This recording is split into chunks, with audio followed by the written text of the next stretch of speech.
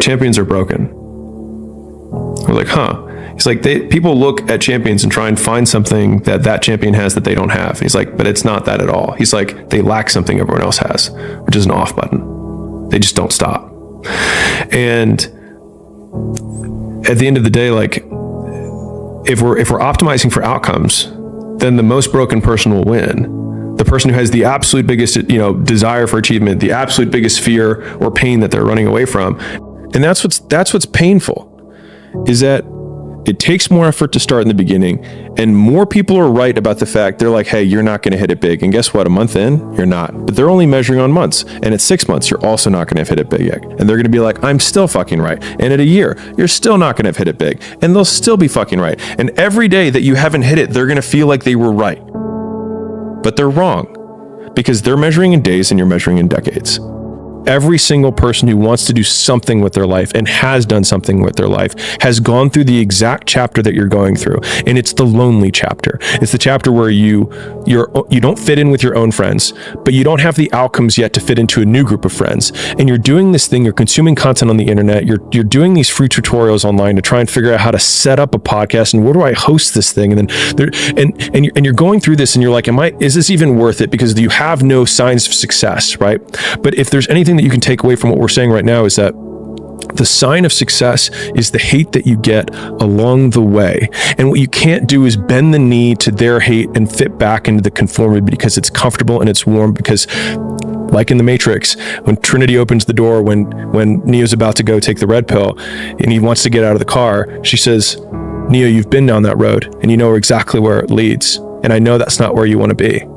If I would say, hey, how would you if you had to create a human, what would you put them through to make them tough? It probably wouldn't be a really chill life. Yeah. What would you put them through to make them patient? Well, you probably wouldn't give them things immediately. And so it's like, we want these traits, but each of the traits has a price tag attached to it. And it's just like, do you want to pay the price tag to get the thing?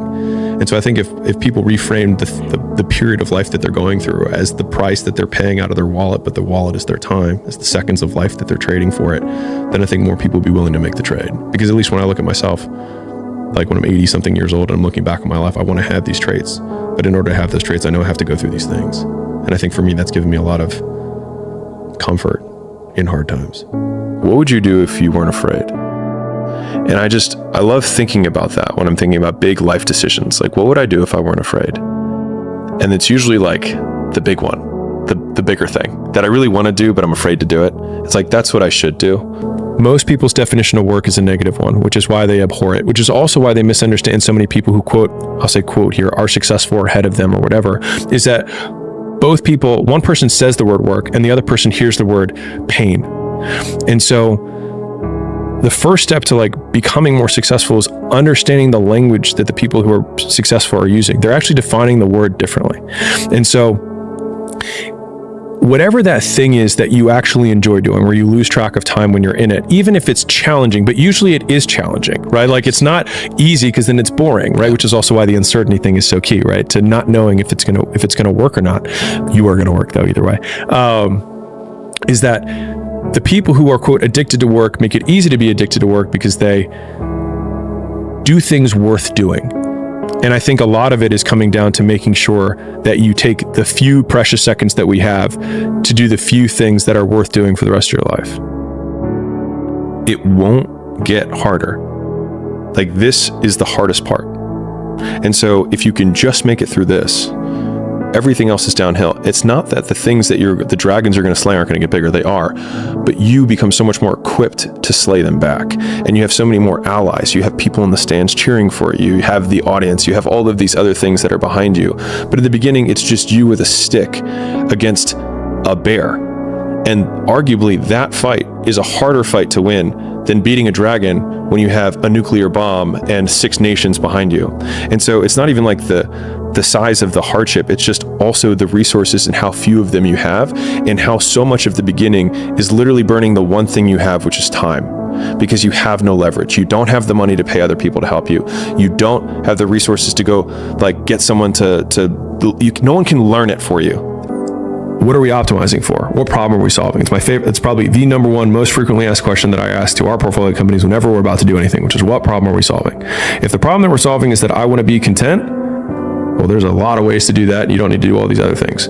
If the problem you're solving is that you want to be the richest man in the world, well, you're going to have a lot of superiority complex. You're going to have a lot of crippling insecurity, and you're going to have a lot of impulse control, and you're going to have to wait a long time. Every hardship that you encounter, if you reframe it as the story that you will someday tell to yourself of the person that you've become based on the dragons you've slain and the obstacles you've overcome, then I think that makes those obstacles a unique opportunity for self-improvement, because we can be grateful for these things. I think Jocko has a whole bit on this, where whenever something bad happens, he says good.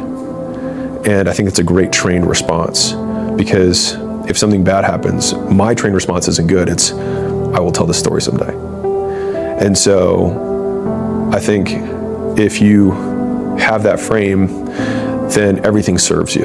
Because if something good happens, cool. If something bad happens, it'll be a story that I will someday tell.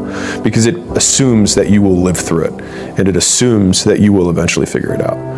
And so then you can't lose, as long as you don't quit. There's a teacher, and he's got 2 classes that he teaches. And one class, he says, the only assignment for this whole semester is that you come back with a perfect clay pot. That's it. That's the assignment. The other class, he says, your objective is to make the most total quantity of clay pots, and you'll be measured by how many pots you make. And at the end of the quarter, the pots that came from the team that had to just make sheer volume, not only did they make more pots, but the quality of all of their pots was better compared to the teams that only had to make one. And it just underlines the biggest lesson that I've learned in my life, which is that volume negates luck, is that you can try to be lucky and pick the one perfect thing and try and make it, but if you don't want to try and be lucky, you can just do so much fucking work that you will brute force your way to figuring it out. Like, if you do 1,000 podcasts, you'll be pretty fucking good at podcasts. And I'm telling you from the bottom of my soul, it is so easy to beat people today. They are so soft. They have no work ethic. No one can stick with anything. Everyone's distracted. They're on social media. They're counting their fucking notifications because they can't stick with shit. They can't say no.